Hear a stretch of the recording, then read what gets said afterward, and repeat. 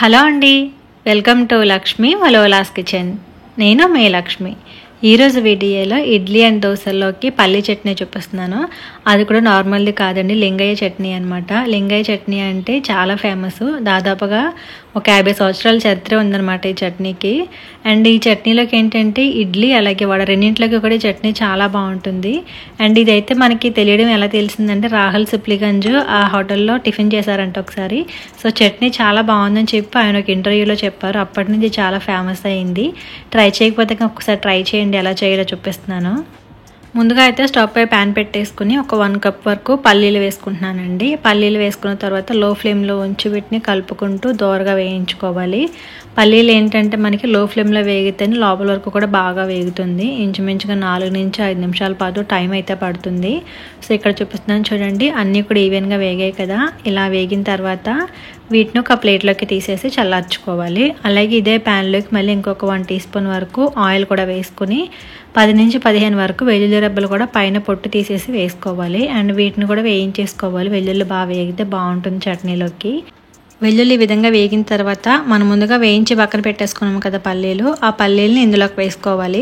అయితే మనం ముందుగా వేయించేసుకున్నాం కాబట్టి మళ్ళీ ఎక్కువగా వేపక్కర్లేదు, జస్ట్ ఆ ఆయిల్ అంతా కూడా పల్లీలకి పట్టించుకుంటే సరిపోతుంది.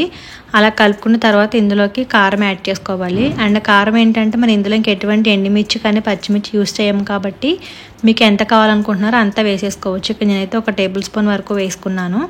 అయితే మనం స్టవ్ ఆఫ్ చేసుకున్న తర్వాత కారం వేసుకుని ఒకసారి అంతా కూడా మిక్స్ చేసేసుకోవాలి. స్టవ్ ఆన్లో ఉన్నప్పుడు కనుక కారం వేసుకుంటే మాడిపోతుందండి, అందుకోసం స్టవ్ ఆఫ్ చేసేసుకోవాలి. అలాగే ఒక 1/2 కప్పు చింతపండు రసం కూడా వేసుకుని అంతా కూడా బాగా మిక్స్ చేసేసుకోవాలి. స్టవ్ ఆఫ్ చేసి ఉంది కాబట్టి ఆ హీట్కి అలా ఉంటుందన్నమాట. తర్వాత మనం దీన్ని కొంచెం చల్లార్చేసుకోవాలి.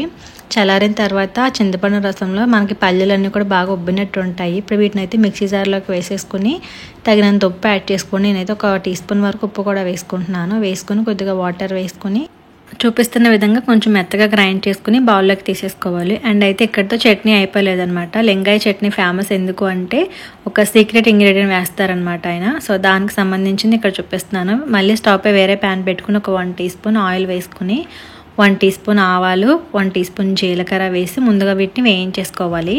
తర్వాత ఒక 2 టేబుల్ స్పూన్ల వరకు మినపగుళ్ళు వేసుకుంటున్నానండి. మినపప్పు వేసుకోవచ్చు కానీ కొంచెం చేదు వస్తుంది కాబట్టి గుళ్ళు అయితే బాగుంటుంది. సో మినపగుళ్ళు వేసుకున్న తర్వాత 2 రెమ్మల కరివేపాకు కూడా వేసుకుని లో ఫ్లేమ్లో ఉంచి దీన్ని బాగా వేయించుకోవాలి. అంటే మనకి మినపగుళ్ళు కంప్లీట్గా కలర్ చేంజ్ అయిపోవాలి అండ్ మంచి అరోమా వస్తుంది. ఇక్కడ చూపిస్తున్నాను చూడండి, కలర్ ఇలా వేగిన తర్వాత స్టవ్ ఆఫ్ చేసేసుకుని దీన్ని కూడా చల్లార్చుకున్న తర్వాత మిక్సీ జార్లోకి వేసుకోవాలి. అయితే ఇందులో మనం ఏమీ కూడా వాటర్ ఏమీ యాడ్ చేయకుండా చూపిస్తున్న విధంగా కచ్చాపచ్చాగా కొంచెం పౌడర్ లాగా గ్రైండ్ చేసేసుకోవాలి.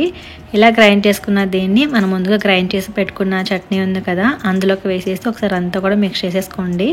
కావాలంటే కొద్దిగా చట్నీ లూజ్ చేసుకోవడం కోసం వాటర్ కూడా యాడ్ చేసుకుని సాల్ట్ ఏమైనా పడితే చెక్ చేసి యాడ్ చేసేసుకోండి. సో దీని చట్నీ అయితే ఇక్కడితో రెడీ అయిపోయింది. లింగయ్య చట్నీ చాలా ఫేమస్ అండ్ చాలా బాగుందన్నమాట. అయితే ఏంటంటే ఈ చట్నీకి ఎటువంటి పోపు కూడా అవసరం లేదనమాట. మీకు కావాలంటే పెట్టుకోవచ్చు కానీ పోపు లేకుండానే బాగుంటుంది. అంతా మిక్స్ చేసేసుకుని దీన్ని వేడిగా ఇడ్లీతో కానీ లేదంటే వడతో కానీ తింటే చాలా బాగుంటుంది. మరి మీరు కూడా ట్రై చేసి ఎలా వచ్చిందో కామెంట్ చేయండి. అలాగే ఈ వీడియో కనుక మీకు నచ్చితే please like, share and subscribe to Lakshmi వలోలాస్ kitchen. Thank you for watching.